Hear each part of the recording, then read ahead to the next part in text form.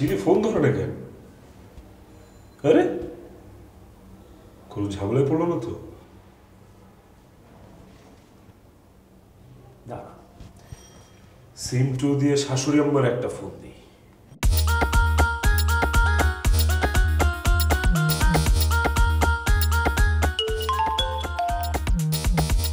Hello hello, কে বলছেন? আমি থানা থেকে বলছি।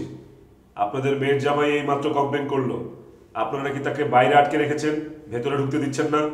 শোনেন, আপনাদের নামে কিন্তু আগেই জিডি করা আছে।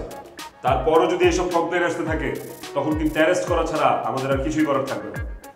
ইয়ে স্যার, না না স্যার, তেমন কিছু হয়নি।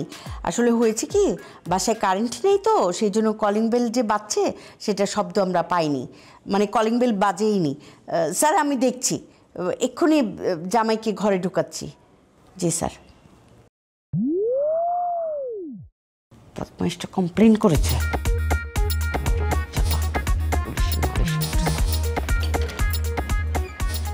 আসসালামু আলাইকুম আম্মা। ওয়ালাইকুম আসসালাম। তুমি কি পুলিশের কাছে নালিশ করেছো যে তোমাকে ঢুকতে দেই নাই? Sorry, police? হ্যাঁ। কমপ্লেন? হ্যাঁ।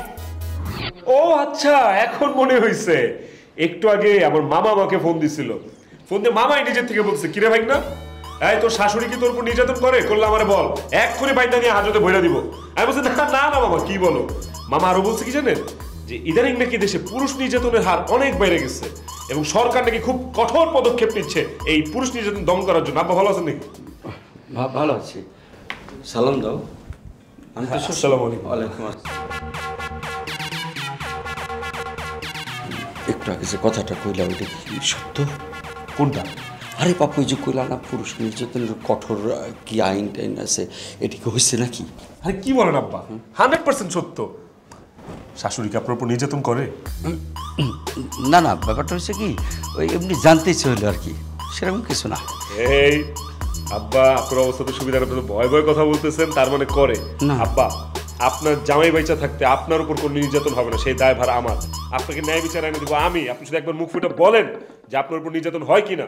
অলরেডি কিন্তু আমরা পুরুষরা বিপদে আছি, হার্ট অ্যাটাক করি, ব্রেন স্ট্রোক করি। কারণ কি, ঘরে মেয়েরা আমাদেরকে নির্যাতন করে, আমরা না পারি বলতে, না পারি সইতে। বুঝেন এই বিষয়টা? আপনি আমার খুলে বলেন।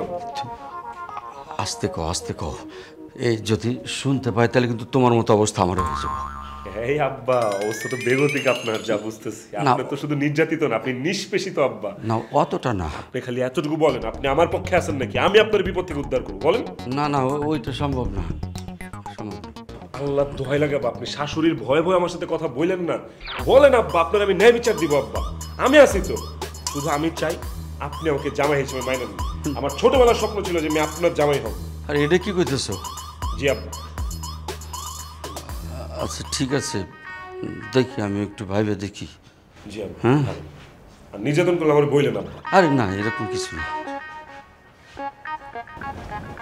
তুমি যে কত নির্যাতিত আমার চেয়ে ভালো কে জানে। দরজাল শাশুড়ি পাইছি।